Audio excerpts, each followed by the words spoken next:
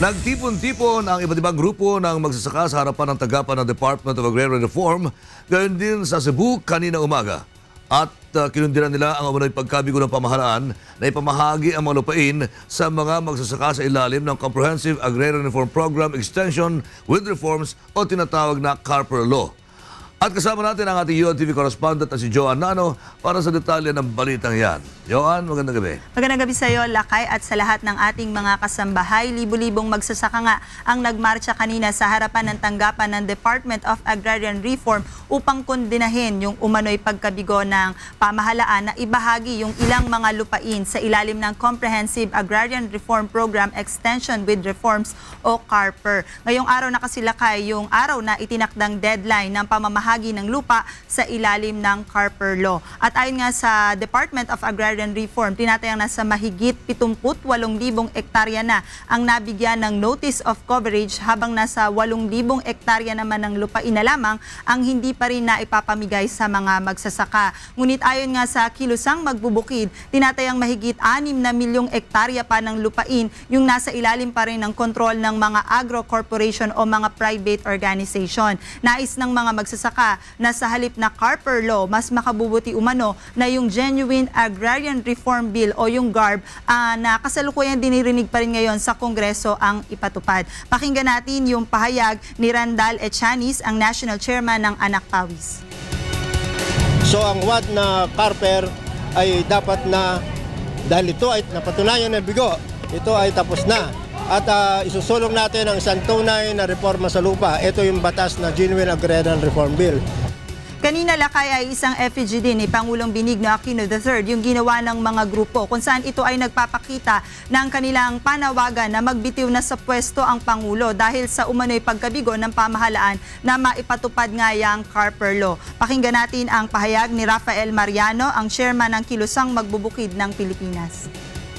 At kaakibat na ipinapanawagan na rin ang pagpapatalsik sa rayoneng ito dahil wala siyang mga mahusay na programang naglingkod sa sambayan ng Pilipino, lalong-lalo na sa uring mga magsasaka sa ating bayan. Kanina nga, Lakay, sa dami ng mga nakilahok dyan sa protesta na yan at sa dami rin ng mga sasakyan ay bahagyang nagsikip yan daloy ng trapiko sa may elliptical road. At kaugnay nga niyan ay pansamantala ding sinuspinde ni Secretary Virgilio de los Reyes yung pasok sa trabaho ng mga kawani ng DAR dahil nga sa naturang kilos protesta para nga maprotektahan na rin yung kanilang mga empleyado dahil nga talagang, kumbaga, nanggugulo yung mga nagpoprotesta dyan kanina sa harapan ng tanggapan ng DAR. At kanina, bukod nga dito sa NCR ay nagsagawa din ng kilos protesta yung grupo ng mga magsasaka na Kilusang Magbubukid sa Pilipinas at ang bagong alyansang Makabayan sa Cebu. Ang pinoprotesta nila yung plano ng Administrasyong Aquino na palawigin pa yung CARP na yan, Lakay. At kanina nga ay dagdag pa ng mga grupo ay ayon sa kanila hindi lang 78,000 hectares na lupain yung dapat na ipamahagi sa mga magsasaka kundi 6 milyon na ektarya ng lupain. At ayon pa nga sa grupo na ito, wala nang dahilan upang palawigin pa yung CARP na yan dahil hindi naman napapakinabangan ng mga magsasaka yung mga lupain na para sana sa kanila. At kanina nga ay kabilang sa mga nakilahok sa protesta yung ilang mga militanteng grupo gaya ng Kilusang Mayo 1, Confederation for Unity, Recognition and Advancement of Government Employees at yung grupong Anak Pawis. Joan, kung yung gusto nila, yung bagong batas, ano tawag doon? Yung GARB, GARB. yung Genuine Agrarian Reform Bill.